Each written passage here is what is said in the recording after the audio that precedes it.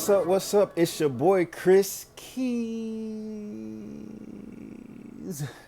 And I'm back for another video where we talk music, money, and mindset on this channel. And today we're going to talk about Distrokid being acquired for apparently $2 billion and what that means for artists, producers, and creators like yourself and myself.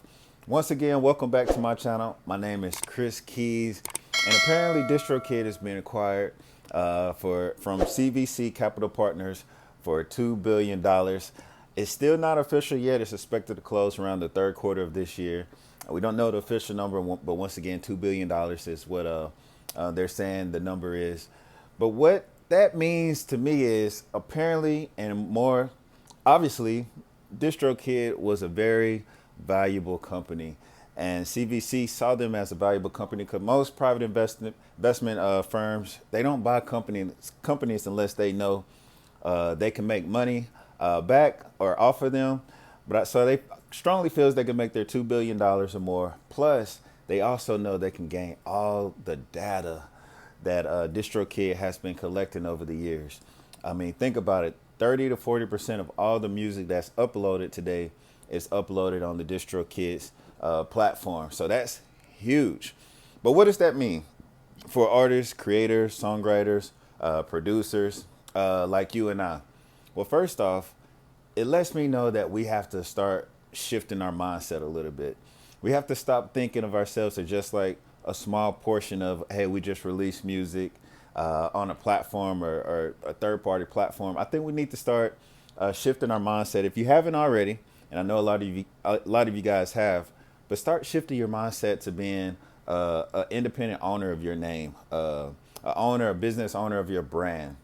You see what I'm saying? Because that's the era that we're in now. It's not good enough to just release songs. You have to have a brand and release that music around your brand, around your name. That's the valuable asset nowadays. Which brings me to my second point of where we're at, and what you can do is start taking a little bit more ownership of your music, of your creativity.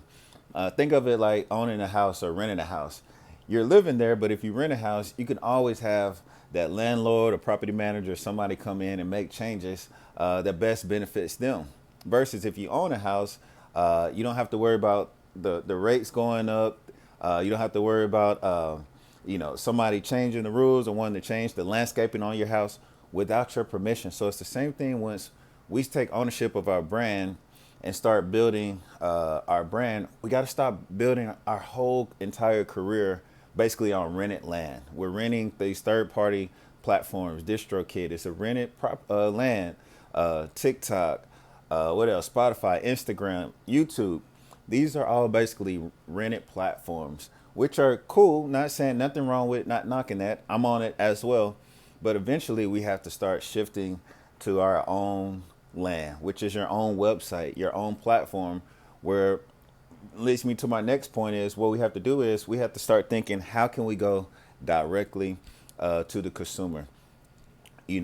Whether that's being via email, website, newsletter, courses, memberships, you name it. There's so many things that you can do, merchandise.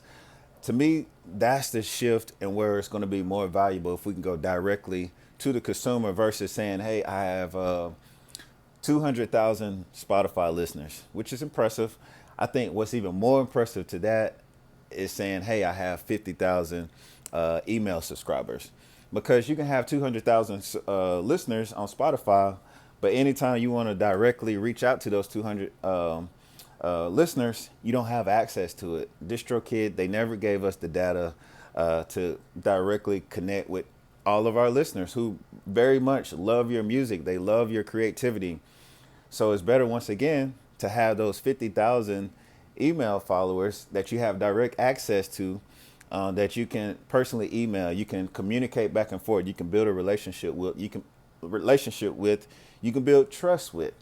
Those are the next steps in the mind shift that we have to start thinking. That's what I got most out of this deal. It's not about Distrokid being acquired by the $2 billion. It's about the infrastructure that Distrokid created over the many years, using your name, using your brand, using your music, and created a company that's worth billions of dollars. So once again, this video is not about Distrokid. It's basically a wake-up call to all the independent artists out there to say, hey, if another company can build a $2 billion business off of your name, just imagine what you can build if you invest that same energy and build your name and your brand, but also have direct access to all the people that have been supporting you, that are fans. That's all I'm saying. Just something to think about. That's what I got out of it. If you did enjoy this video, if you did get something out of this, leave a comment below. Let me know, like, what are you planning on doing for the rest of this year to help build your brand, to build your name, and to get that direct access to all those listeners and consumers that are following you on all these other platforms.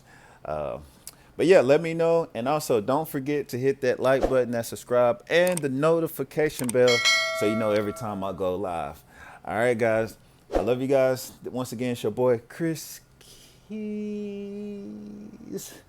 Y'all be safe. Love y'all. Peace.